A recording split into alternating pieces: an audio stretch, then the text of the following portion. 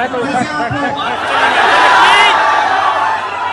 देखिए, मैं आपसे दिल्ली से आपसे मिलने आया और मेरा लक्ष्य सिर्फ ये था कि मैं आपसे बात करूं, थोड़ा पिक्चर चाहिए, मैं आपसे बात करूं जो मेरे दिल में है मैं आपको कह दूं और जो आपके दिल में है वो आप मुझे कह दो। मगर प्रशासन ने मुझे पूरी तरह रोकने की कोशिश की, बैरियर लगाया और मैं पीछे के रास्ते से आपके यहां आ गया। सारा काम अगर राहुल गांधी को करना है तो प्रधानमंत्री नरेंद्र मोदी देश के प्रधानमंत्री क्यों हैं? सारा काम अगर तेजस्वी यादव को ही करना है तो नीतीश कुमार किस खेत की मूली हैं? बिहार में जिस तरह की प्रतिक्रिया राहुल गांधी को मिली है दोस्तों, भारतीय जनता पार्टी बुरी तरह से बौखला गई है। माननीय इस्तीफा प्रसाद यानी रविशंकर प्रसाद ने उनकी बिहार यात्रा पर प्रतिक्रिया में कहा है कि राहुल गांधी पहलगाम क्यों नहीं जाते लोगों के आंसू पोंछने? जो लोग आतंकवादी हमले में मारे गए हैं उनके आंसू पोंछने क्यों नहीं जाते? राहुल गांधी को जिस तरह की प्रतिक्रिया मिली है दोस्तों, मैं आपको बतलाऊंगा, मगर रविशंकर प्रसाद को पता होना चाहिए कि हिमांशी नरवाल जो कि शहीद लेफ्टिनेंट विनय नरवाल की पत्नी हैं, उनसे मिलने राहुल गांधी गए थे, उनके परिवार से मिलने राहुल गांधी गए थे। सबसे बड़ी बात, अब तक किसी शहीद के परिवार से प्रधानमंत्री नरेंद्र मोदी ने मुलाकात नहीं की है। मैं आपसे सवाल पूछना चाहता हूं, शुभम की पत्नी हिमांशी नरवाल या शीतल कलाठिया जो कि गुजरात की रहने वाली हैं बाय द वे, या उनके बेटे, उनसे मुलाकात की है? सिर्फ इसलिए कि हिमांशी नरवाल ने शांति की अपील की, या शुभम की पत्नी ने यह कह दिया कि सरकार और सेना ने हमें अनाथ छोड़ दिया था, या फिर शीतल कलाठिया जिन्होंने आपके मंत्री पाटिल साहब से यह सवाल पूछ लिया कि हम तो टैक्स के पैसे देते हैं तो आपने हमारी रक्षा क्यों नहीं की? अनर्गल बयान दे रहे हैं दोस्तों। हकीकत यह है कि राहुल गांधी को जिस तरह की प्रतिक्रिया बिहार में मिली है, जिस तरह से वो पिछड़ों का मुद्दा उठा रहे हैं, जिस तरह से वहां पर जो दलित और वंचित लोगों की हालत कॉलेजेस के हॉस्टल में है वो मुद्दा उठा रहे हैं, यह एक बहुत बड़ा सियासी मुद्दा बन रहा है और समानांतर तौर पर तेजस्वी यादव रोज मैदान में हैं, शहीदों को श्रद्धांजलि दे रहे हैं और उनके बाद मुख्यमंत्री नीतीश कुमार पहुंच रहे हैं। भाजपा इस कदर बौखलाई हुई है कि याद कीजिए विजय सिन्हा ने क्या कहा था। विजय सिन्हा, उन्होंने यह कह दिया था कि भाई तेजस्वी यादव हमें भी बता देते, जैसे कि तेजस्वी यादव बिहार के मुख्यमंत्री हैं। सबसे पहले मैं आपको बतलाना चाहता हूं दोस्तों, रविशंकर प्रसाद ने कहा क्या आपकी स्क्रीन पर। नाटक करने में तो राहुल गांधी काफी तेज हैं। मैं उनसे एक ही बात कहूंगा, अब आप विपक्ष के नेता हैं, जब लोकसभा में विपक्ष के नेता हैं तो आपका दर्जा कैबिनेट रैंक का है, तो थोड़ी जिम्मेदारी चाहिए। अच्छा होता जहां पाकिस्तान के लोगों ने निर्दोष लोगों को चोट पहुंचाई है वहां जाकर उनके आंसू पोंछते, उनके साथ खड़े होते, अस्पताल में जाके मिलते। जो माओवादियों ने, नक्सलियों ने पुलिस वालों को छत्तीसगढ़ में परेशान किया, जहां विजय हुई सैनिकों की, वहां चले जाते। चलिए, राहुल गांधी तो राहुल गांधी हैं। अब जाहिर सी बात है, कांग्रेस ने भारतीय जनता पार्टी नेता रविशंकर प्रसाद के इस झूठे बयान पर प्रहार किया है। पवन खेरा कहते हैं, भूतपूर्व मंत्री को याद दिला दें कि राहुल जी न केवल पहलगाम गए, कानपुर में शुभम त्रिवेदी के घर भी गए और पिछले 2 सालों में 3 बार मणिपुर भी गए। अब आप मोदी जी से पूछिए, कहां किसके आंसू पोंछने पहुंचे? सरकार की लापरवाही से पहलगाम में जिनका सिंदूर मिट गया वो भी इंतजार कर रहे हैं कि कब जवाबदेही तय होगी, कब उन आतंकवादियों पर कार्रवाई होगी। मणिपुर तो अब भूल ही गया है कि देश का प्रधानमंत्री है कौन। तो मुझे एक बात बताइए रविशंकर प्रसाद, ऑपरेशन सिंदूर के शुरू होते ही पुंछ पर हमला होता है, करीब 20 भारतीय मारे जाते हैं, बच्चे हैं, गुरुद्वारों पर हमला होते हैं, अमनजीत जो कि एक पूर्व सैनिक है वो भी मारे जाते हैं। क्या आप खुद गए थे अमनजीत से मिलने? या जैन और जोया जो मारे गए थे, इनकी उम्र महज 11 और 10 साल की, क्या इनके परिवार से मिलने आप गए थे? प्रधानमंत्री गए थे? अमित शाह गए थे? राजनाथ सिंह गए थे? ये सवाल हैं और इन सवालों का जवाब दिया जाना चाहिए। हकीकत यह है मिस्टर रविशंकर प्रसाद कि आप बुरी तरह से बौखला गए हैं राहुल गांधी को जिस तरह की प्रतिक्रिया मिल रही है, और आप अनर्गल बातें कर रहे हैं, यानी कि आपके नेता कुछ भी कह सकते हैं। विजय शाह इनका इस्तीफा नहीं होने वाला है। जिन्होंने कर्नल सोफिया कुरैशी का अपमान किया था, उन्हें आतंकवादियों की बहन बताकर। यह आपके जयपुर से एक विधायक हैं, बाल मुकुंदाचार्य। यह आदमी नफरत की राजनीति करता है और इस वीडियो में आप देख सकते हैं यह व्यक्ति जो है अपने पसीने को तिरंगे से पोंछता हुआ दिख रहा है। और जब इनसे सवाल पूछा गया तो ये कहते हैं कि मैं उसे चूम रहा था। यह किस एंगल से आपको चूमना दिखाई देता है? किस एंगल से आपको किस दिखाई देता है? यह अपने आंखों के नीचे के पसीनों को पोंछ रहे थे, यह सब दिखाई देता है। भारतीय जनता पार्टी इस तरह से शहादत का अपमान कर रही है, लगातार कर रही है, बार बार कर रही है। इस तरह से हमारे सैनिकों का अपमान कर रही है, मगर इन पर कोई लगाम नहीं है। और अगर राहुल गांधी बिहार में जाकर दलितों, वंचितों, पिछड़ों की बात करते हैं तो उनको यह नसीहत दी जाती है कि आप शहीदों से जाके मुलाकात करें, उनके परिवार से जाके मुलाकात करें। तो प्रधानमंत्री नरेंद्र मोदी का क्या काम है, अमित शाह का क्या काम है, राजनाथ सिंह का क्या काम है? ये सवालात है साहब, इससे बचिएगा नहीं। अगर आप जानते हैं कि राहुल गांधी के जाने का क्या असर पड़ा है दोस्तों, तो देखिए पुलिस उन्हें किस तरह से रोक रही है। यह तस्वीर अपने आप में बहुत कुछ कहती है।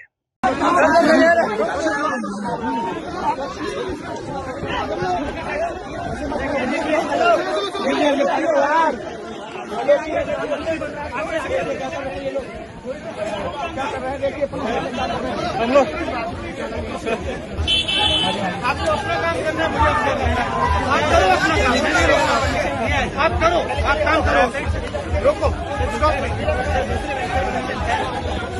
आप मजाक कर रहे हो हमसे। पहले आपने गेट रोका, first you try to block us inside, then now you're taking us somewhere else.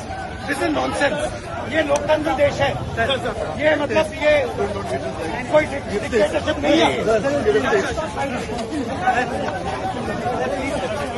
तो आप अगर आपने 144 लगाया तो ये सब रोक लेना, अपना काम कीजिए।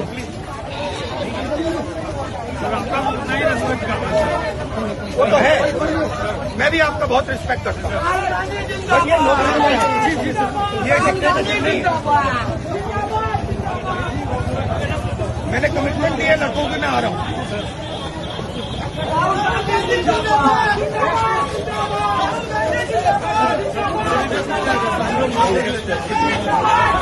देख के पैर देख के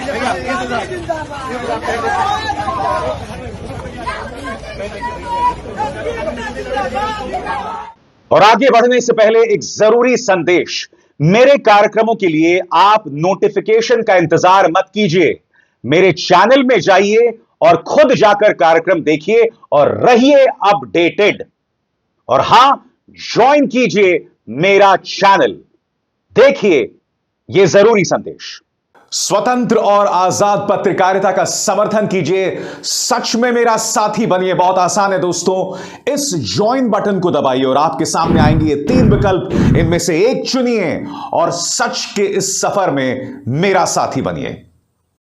राहुल गांधी वहां पर छात्रों से रूबरू हुए, उन्होंने अपने मंच पर छात्रों को बुलाया, उनसे संवाद किया। मगर इससे पहले कि मैं आपको बतलाऊं कि उन्होंने क्या क्या कहा था, मैं आपको बतलाना चाहता हूं कि दरअसल क्या मांगे हैं जिनके साथ राहुल गांधी बिहार की राजनीतिक जमीन में उतरे हैं।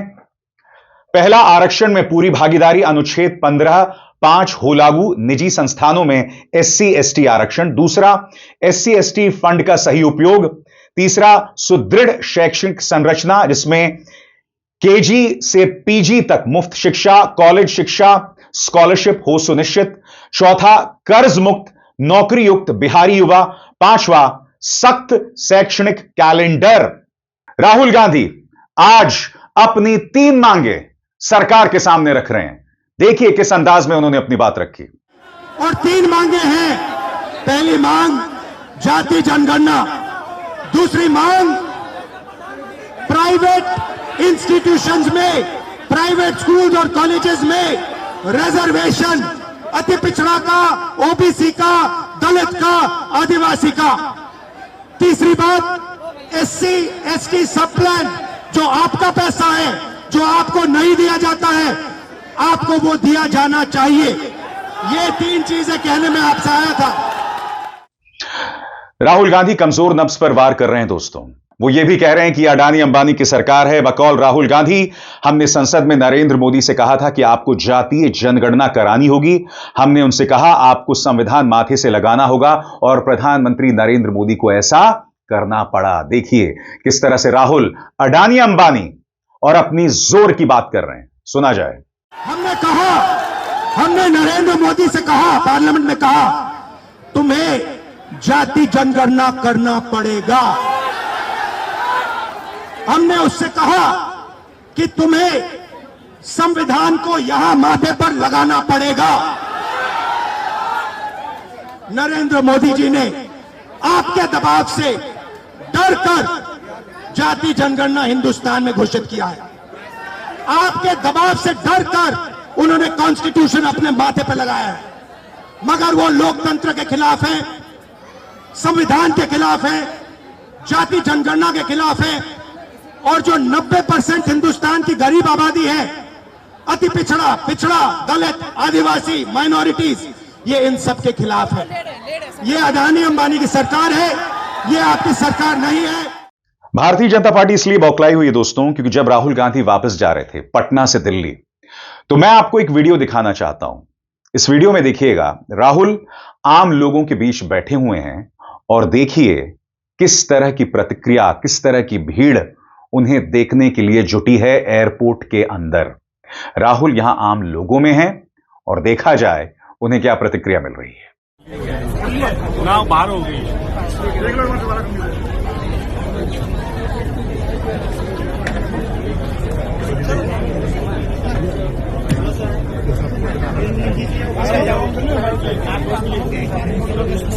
आप जिन्होंने ले लिया पीछे आ जाओ, बाकी उन लोगों को मौका मिल जाए। जिनका होगा पीछे आ जाओ, जिनका होगा पीछे आ जाओ।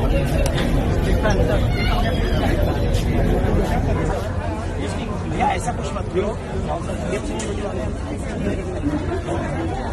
आराम से आओ, धक्के मारो। कल जब राहुल गांधी मैदान में उतरे थे तो वो अपनी गारंटियों के साथ भी मैदान में उतरे थे। उन्होंने कहा कि जिस दिन हम सत्ता में आएंगे तो तमाम वादे पूरे करेंगे जो हमने आपसे वादा किया था। और स्वाभाविक सी बात है, उनका निशाना सिर्फ केंद्र पर नहीं है, वो बात बिहार की भी कर रहे हैं, क्योंकि समानांतर तौर पर आप तेजस्वी यादव को देख रहे हैं किस तरह से वो मैदान में उतरे हैं। याद कीजिएगा किस तरह से उन्होंने शहीदों को अपनी श्रद्धांजलि दी थी।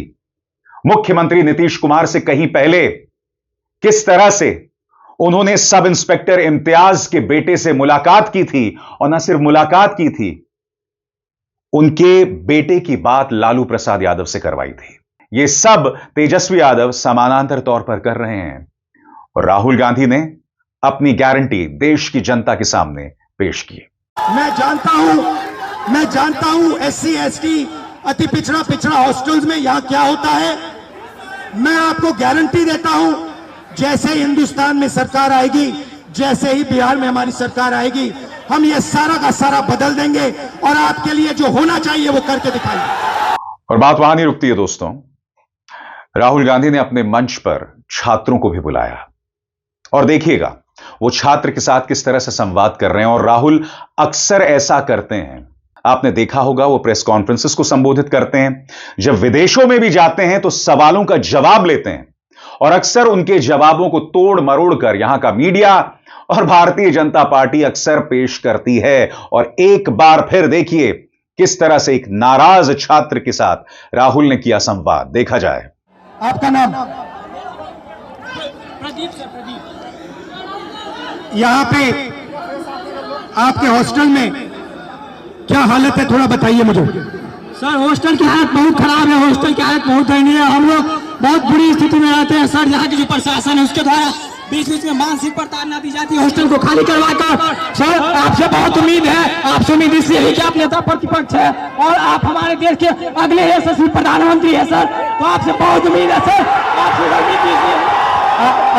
आपके साइड से, आप सबके साइड से लोकसभा में मैं कौन सा मुद्दा उठाऊं? सर लोकसभा में सर जो दलित के साथ भेदभाव होता है और शिक्षा का सर जो बजट है दिन पर दिन घटता जा रहा है और कल्याण विभाग की जो सर बजट है वो घटती जा रही है। दलित की शिक्षा तो सर दलित की शिक्षा योजना स्तर पे मिलती है, लेकिन उसको जमीनी स्तर पे नहीं मिलती है। सर ये जो नई शिक्षा नीति है, इसमें सर दलित विरोधी है, इसको डिजिटलाइज करने की बात की जा रही है, जबकि हमारे समाज में सर बहुत से लोग डिजिटल से बहुत दूर है, उनको डिजिटल का डी भी नहीं पता है। तो इसके लिए सर कुछ किया जाए और जमीनी स्तर पे किया जाए। सर आपसे उम्मीद है सर आप कर सकते हैं। सर ये जो पूरा शिक्षा का सिस्टम और स्वास्थ्य का सिस्टम प्राइवेटाइज हो रहा है, इसके बारे में आप क्या सोचते हो? सर ये सर प्राइवेटाइज करने का सर ये सरकार की जो मंशा है सर, उसे SC ST OBC को दूर रखा जाए सिस्टम से। सर हम लोग शुरू से सिस्टम से दूर रहे, न हमारा मीडिया में कोई है, न हमारा उद्योगपति कोई है, न हमारा बड़ा बड़ा ब्यूरोक्रेट्स में कोई है। तो सर हम लोग को जो उसमें भागीदारी है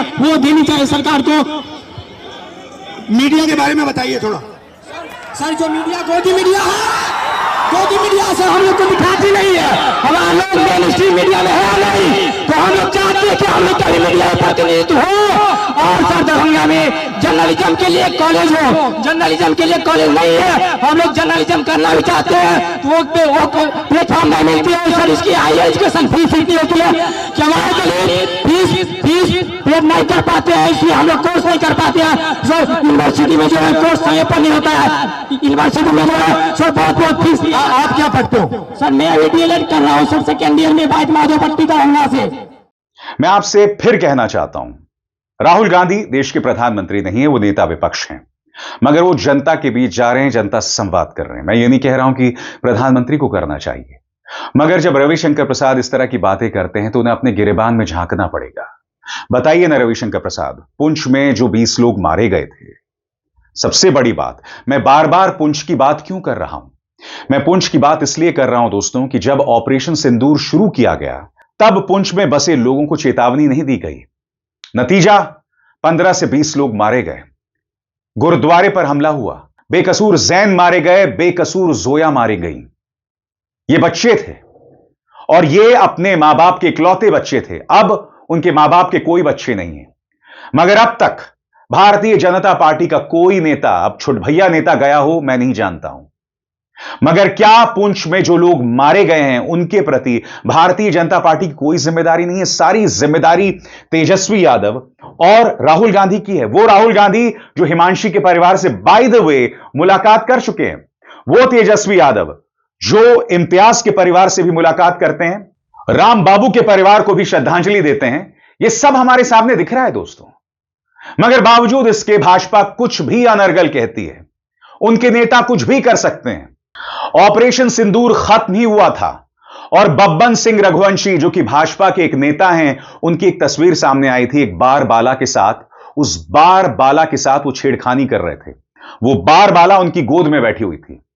अब भारतीय जनता पार्टी ने उन्हें पार्टी से निकाल दिया है। मगर मैं आपसे पूछना चाहता हूं, यह अहंकार आता कहां से है? पार्टी के नेताओं में इस तरह की ढिठाई, इस तरह की दबंगई कहां से आती है कि देश शोक मना रहा है या देश ऑपरेशन सिंदूर से निकला ही है, हमारे अपने कई देशवासी मारे गए हैं, मगर भाजपा के नेता, उनके कार्यकर्ता, उनके मंत्री, उनके सांसद कुछ भी कह सकते हैं।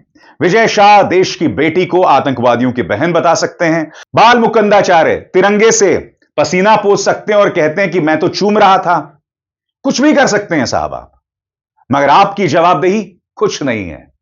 Which I feel, ladies and gentlemen, is a crying shame. शर्मनाक। अविजार शर्मा को दीजिए इजाजत। नमस्कार।